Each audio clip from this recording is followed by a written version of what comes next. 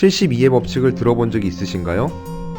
72의 법칙은 아인슈타인이 고안한 개념이라고 합니다.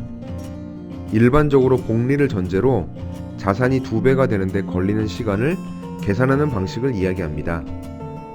72를 수익률로 나눌 경우 대략적으로 원금의 2배가 되는 시간을 계산해 볼 수 있습니다. 조금 어려우신가요? 쉽게 이야기하면 다음과 같습니다. 내가 가진 돈이 5천만 원이 있다고 가정하면 8, 9, 72, 즉 8%의 수익률을 복리로 적용하면 9년 후에 2배인 1억이 된다는 의미입니다. 그럼 수익률이 4%라면 어떨까요? 동일한 식을 계산해보면 18년, 수익률이 반으로 떨어졌으니 기간은 2배가 늘어나는 셈입니다. 그럼 다시 처음으로 돌아와 우리가 투자를 해야 하는 이유에 대해 이야기 나누어 보겠습니다. 위의 72의 법칙처럼 우리가 원하는 기간에 목돈을 만들기 위해서는 수익률을 높여야 합니다. 그래서 몇몇의 금융 전문가는 좋은 금융상품을 가입하고 높은 수익률로 적극적인 투자를 하라고 권유하기도 합니다. 그럼 이것이 투자를 해야 하는 근본적인 이유일까요? 여기에 반전이 있습니다. 오늘 우리는 72의 법칙을 거꾸로 뒤집어 보려고 하는데요. 지금까지 이야기했던 수익률을 물가 상승률이라고 단어만 바꿔보겠습니다. 그럼 매년 물가가 4%씩 오른다면 18년 후에 우리 돈의 가치는 지금의 절반으로 줄어드는 상황이 됩니다. 아까 전에 말씀드린 72의 법칙이 해석되기에 따라 돈의 값어치로 이야기를 할 수 있는 상황이 된 것이죠.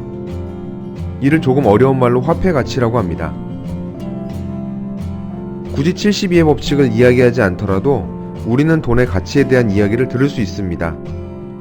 쉽게 짜장면의 이 비유를 들어보겠습니다. 2019년 현재 짜장면의 가격은 최소 5, 6천원 정도는 지불해야 합니다.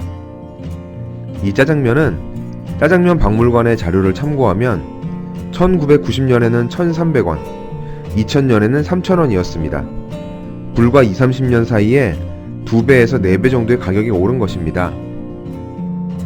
극단적인 예를 들어볼까요? 나는 아무것도 믿을 수 없어. 심지어 은행도 믿을 수 없어서 장롱에 돈을 넣어둘 거야 라는 사람이 있다고 가정하고 10,000원을 장롱 속에 넣어둔다고 생각해 보겠습니다. 20년 후에 꺼낸 똑같은 돈 10,000원은 물가 상승률 3%를 가정하면 5,000원만큼의 값어치만큼 밖에 역할을 하지 못할 것입니다. 그렇다면 실제 물가가 그렇게 오르나요? 예를 들어 동네 떡볶이 가게에 1,000원 하던 떡볶이가 3년 만에 1,500원으로 올랐다면 단순하게 계산해도 1년에 15% 정도는 인상한 셈입니다. 우리가 생각하는 물가는 생각보다 빨리 오릅니다. 매년 경제가 성장하고 물가가 오르는 것은 자연스러운 현상입니다.